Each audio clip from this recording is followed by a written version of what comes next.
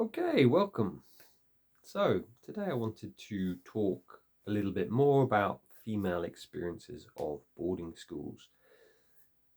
How are they different from the boys' experiences? And yeah, just going through some of the interviews that I've done over the last 4 or 5 years, but also talking a little bit about a couple of books that I'm reading, Karen Wilson's book and a podcast I did this week with a lady talking about her experiences. So on Monday I spoke to Kalyani Pardeshi, who was at a boarding school in South Africa in not entirely what years she was there, but she went from the age of 10 through till about 11 or 12 when she decided she didn't want to be there anymore. And she talks about in the podcast the bullying.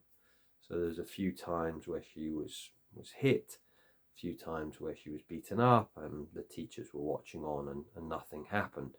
And while the bullying had lessened by the time she decided to leave, she just said, in the interview, what was more important, my mental health. So she decided to leave. And that kind of linked in with, reading Karen Wilson's book here, which is really, it's a great book. It's really well written, and at the same time I could feel myself feeling really angry that how she was treated. So she went age 7. Her mother had been to the same boarding school and had been very much like her, quite a rebel. And she talks about her journey from age 7 through till 10 when she's expelled from the school. And she's basically picked on by the teachers, by the matrons, and shamed. She's sent to Coventry, and it's just really shocking that this happens. Another story. So I just thought I'd share today a few of the different stories of things happening. I mean, reading Morag Edwards' book, which she wrote under the pen name Isabelle Ross, same thing. I'm reading that, I'm like, how do the teachers allow these things to happen? In her instances, it was how some of the older boys treated her, and it was just So one of the things was Coventry. So she'd done something, and they put Karen in a chair in the entrance to the school. So it was a big old country mansion, and they put this chair there, and because I think she'd hit someone at that point, and she was put in a chair, and basically no one could talk to her, so she was sent to Coventry. During that time, there's one teacher, after about 2 or 3 days, just was really angry that this was how she was being punished, and took her to one side and let her ring the bell, so that was kind of helped her feel like she wasn't alone. But there was this real sense of shaming.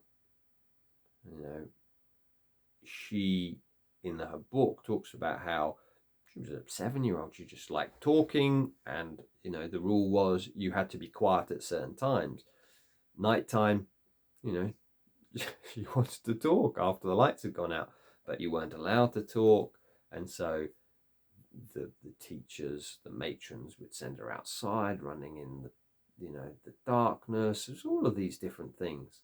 So I'm kind of really just shocked, and I just thought, looking through some of the old podcasts and some of my books, what are some of the other female experiences? And I've drawn upon this book quite a bit, and Princess of Wales, Catherine, her stories, but I'll read it out again, and this is more what was going on at Down House.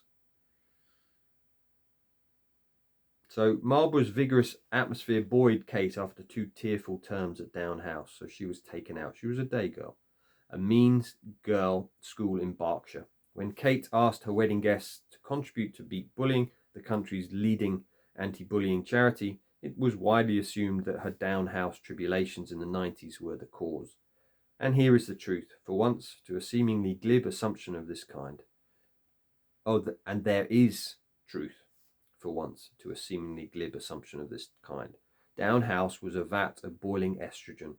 Eating disorders were so common, girls had to smoke in the lavatories to conceal the smell of sick. One alum, with the unlikely name of Taffeta Gray, recalled in the Daily Mail some of the seniors rugby tackling her when she came out of the shower, pinning her down, taking her towel and spraying her groin with blue hairspray. Then they threw her out into the corridor naked. Girls can be very cruel, a former student told Sunday Times. You have to remember it is in the middle of nowhere, up on a hill. There's nowhere to run, no way to let off steam or get away. Bitchiness breeds in that environment, especially as some will do whatever it takes. And so, yeah, just kind of acknowledging that I have, 55 biographies now, and I think there's just one in them, whether it's boys, girls' experience of, say, someone who wasn't abused or who didn't run away or wasn't beaten or didn't, try to commit suicide.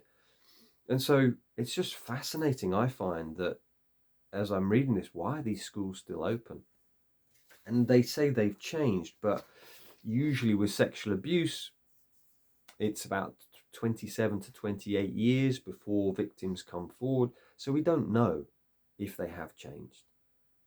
My sense is that teachers, the abuse is not happening from the teachers now. It's now happening from, the peer on peer. And that, if you look at everyone's invited, so many of the well-known schools are on that list.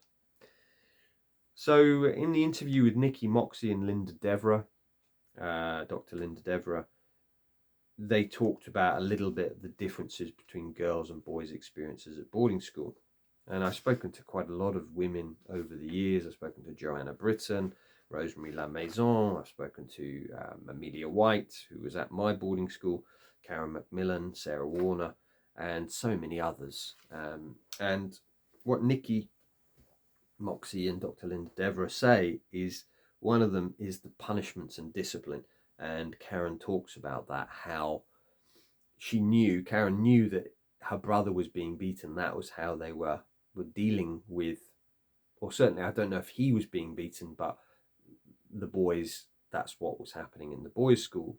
Whereas hers, it was more kind of shaming, even though Karen was beaten by this matron.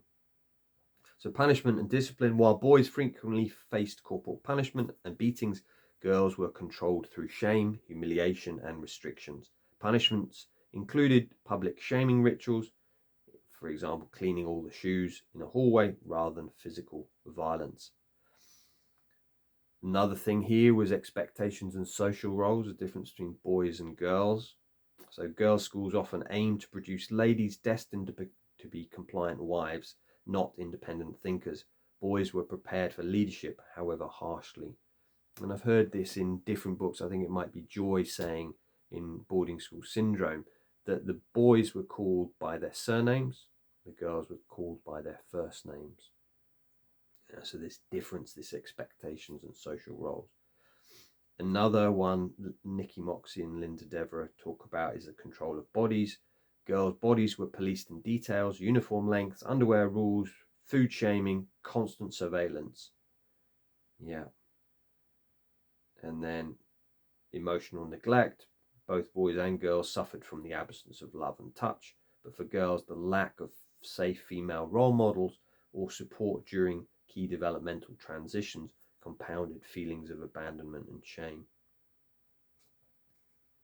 Yeah, and then the final thing is, how they dealt with this is survival strategies. So the boys often develop shells, what Joy talks about carapace, whereas, they did that through compliance or aggression, dissociating, while girls frequently internalize the shame and judgment, leaving long-term scars on confidence, body image, and identity. So it's really fascinating to see these differences, and Karen Wilson brings that to the fore in her book. And yeah, I really recommend you read it. I will speak to Karen. We've talked about her coming on my podcast over the next couple of months. I'm just I'm almost finished, I have to say. I'm maybe got 10 pages left, so I will be reaching out soon. And I just think that, yeah, getting this sense that often the female's experience isn't talked about as much, and yet it's, you know, I found reading her book, it's like, oh my god, this just feels, for me it felt like mental torture. It felt like emotional torture that she was going through, and it just felt, for me, the words, what came to me as I was reading her story, it felt like something out of a war story of not something the Nazis might do. It was just cruelty, you know, what they were doing to this little girl. You know, they'd never asked the question why she was talking, you know, why this stuff was coming up for her. It's just, they just punished her and punished her and punished her. And it's like, and yeah, so I get very passionate with that, and it kind of brings up that, you know, why are these schools still open? Let us, you know, keep going with clothing these schools. You know, they're, you know, the stories show they're not safe places.